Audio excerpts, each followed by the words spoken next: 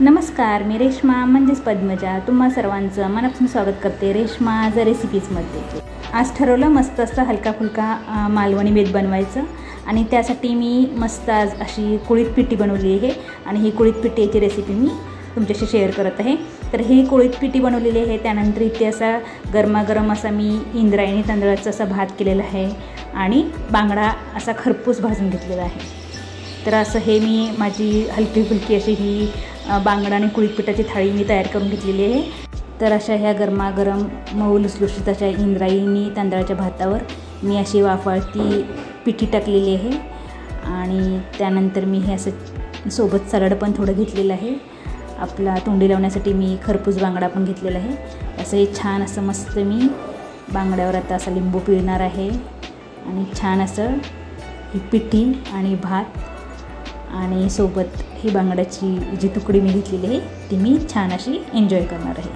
तर तुम्ही पण नक्कीच असा कधीतरी मालवणी बेत बनवा आणि त्यासाठी जर तुम्हाला कुळथाची पिठी बनवायची असेल तर मी ज्याप्रमाणे ही कुळथाची पिठी बनवून दाखवली आहे त्याप्रमाणे नक्की तुम्ही ही रेसिपी बनवून बघा। माझ्या चॅनलवर तुम्हाला चमचमीत अशी बांगडा फ्रायची पण रेसिपी बघायला मिळेल, ती पण तुम्ही जाऊन माझ्या चॅनलवर चेक करू शकता किंवा डिस्क्रिप्शन बॉक्समध्ये मी त्याची लिंक देखील देत आहे।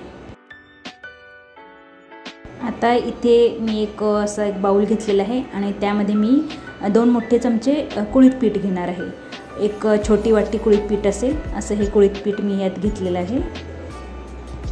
आता यामध्ये मी सुरुवातीला 1 वाटी पाणी घालणार आहे, पण पाणी घालताना थोडं थोडं पाणी घालणार आहे आणि हे जे पीठ आहे हे मी व्यवस्थित कालवून घेणार आहे, म्हणजे जेणेकरून ह्या पिठामध्ये कालवताना ज्या गाठी होतात त्या गाठी आपल्याला मोडून घ्यायच्या आहेत। त्यामुळे थोडं थोडं पाणी टाकून अशा ह्याच्या सगळ्या गाठी मोडून घ्यायचे आणि आपल्याला असं हे लंप फ्री बॅटर बनवून घ्यायचं आहे।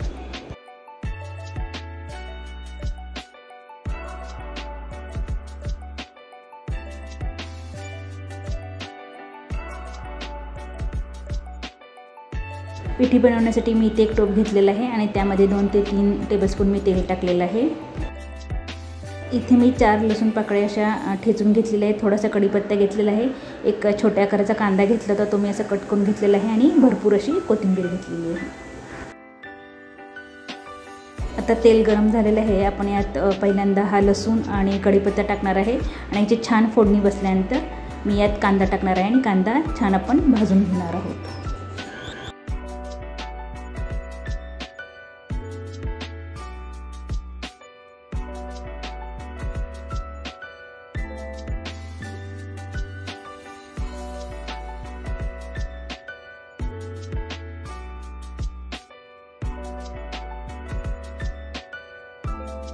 आता कांदा भाजून झाल्यानंतर यामध्ये मी 1/4 टीस्पून हळद टाकलेली आहे आणि 2 टीस्पून मी मालवणी मसाला टाकलेला आहे। मालवणी मसाला आणि हळद टाकतानाचा व्हिडिओ चुकून रेकॉर्ड झालेला नाही आहे, तर हे मी असं अर्धा सेकंद असं हे परतून घेतलेलं आहे आणि हे परतून झाल्यानंतर यामध्ये आपण जे ही कुळथाची आपण जे बॅटर बनवून घेतलं होतं ते मी यात टाकणार आहे। हे असं हलवून टाका यात आणि यात लगेचच मी एक छोटी वाटी पाणी टाकणार आहे। आता ही जी कुळथाची पिठी आहे ती करताना ही एकसारखी हलवत आपल्याला करावी लागते, कारण हे जे पीठ आहे ते खाली तळायला चिकटू शकतं। त्यामुळं ही जी पिठी आहे ही आपण एकसारखी अशी 5 मिनटं हलवत असे ही पिठी आपण बनवून घेणार आहोत।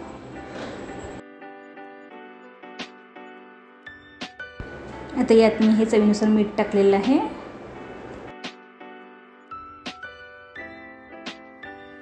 आणि अगदी 5 मिनटात ही आपली पिठी अशी दाटसर म्हणजे घट्ट व्हायला सुरुवात झालेली आहे।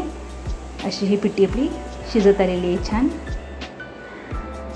आता आपण यात भरपूर अशी कोथिंबीर टाकणार आहोत। तुम्ही यामध्ये जर तुम्हाला ओलं खोबरं आवडत असेल तर ओलं खोबरं पण टाकू शकता। त्यानंतर यात कोकम जरी टाकले तरी पण चालू शकेल, पण मी इथे फक्त कोथिंबीर टाकलेली आहे। उकळी आल्यानंतर छान अशी 2 मिनटं आपण ही रटरट अशी ही पिठी छान शिजवायची आहे, त्यामुळे याची टेस्ट अजूनच छान लागते। अशी ही वाफाळती पिठी आपण सर्विंग बाउलमध्ये काढून घेऊया।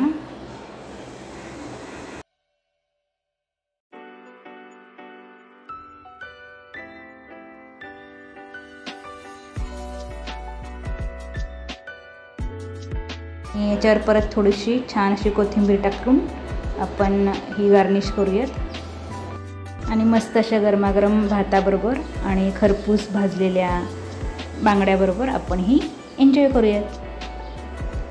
माझी आजची ही रेसिपी जर तुम्हाला आवडली असेल तर माझी ही रेसिपी लाईक आणि शेअर नक्की करा आणि अशाच चमचमीत आणि चटपटीत रेसिपीजसाठी माझ्या चॅनल नक्की सबस्क्राईब करा। चला तर मग परत पुन्हा भेटूयात अशाच एका मस्त मजेदार चमचमीत आणि चटपटीत रेसिपीसोबत। तोपर्यंत तुम्ही पण असेच नवनवीन पदार्थ बनवा, स्वतः खा, घरच्यांना खाऊ घाला आणि त्यासाठी माझं चॅनल बघत राहा।